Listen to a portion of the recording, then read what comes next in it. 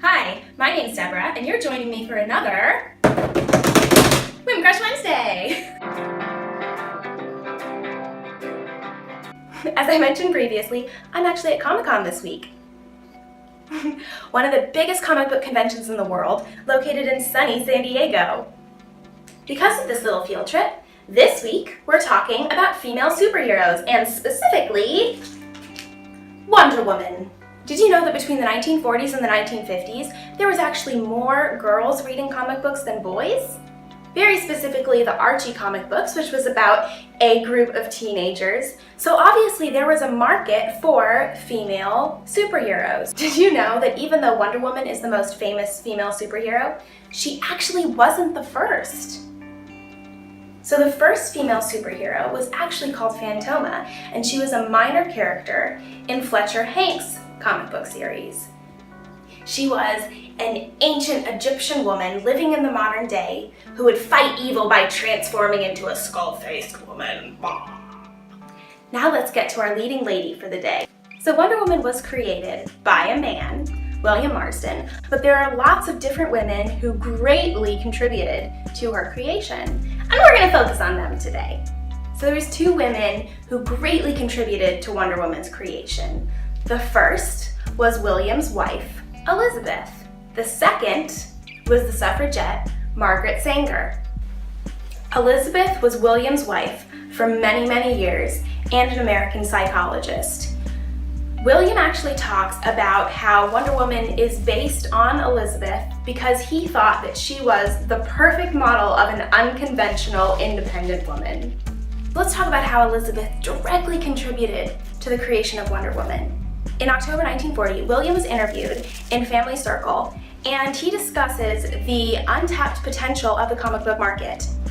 Max Gaines, who was a very important person in the creation of the comic book world, approached William and said, "Hey, maybe you should create your own superhero." And William's response was that he wanted to create a superhero that would triumph over evil, not with fists or firepower, but with love. And Elizabeth, his wife, said, "Okay, so then make her a woman." William explained this idea further in a 1943 issue of American Scholar. He said, "Not even girls want to be girls, so long as our feminine archetype lacks force, strength, and power.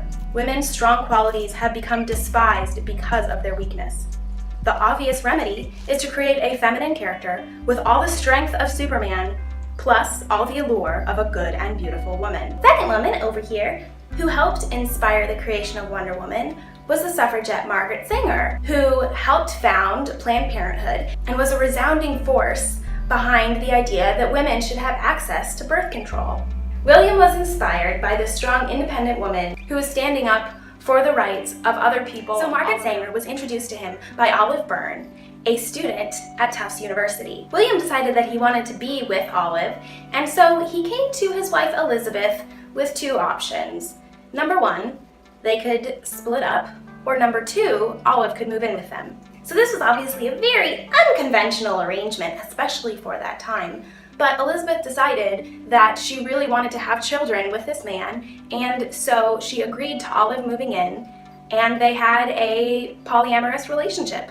There is so much amazing history and super cool facts about Wonder Woman, but I'm trying to keep this as short as possible. So if you are interested in learning more about Wonder Woman, I'm going to put some really helpful links in my comment below. But if you have a specific question about Wonder Woman that you want asked, may I recommend that you contact my friend on Twitter, Alan Sizzler, at SizzlerKistler.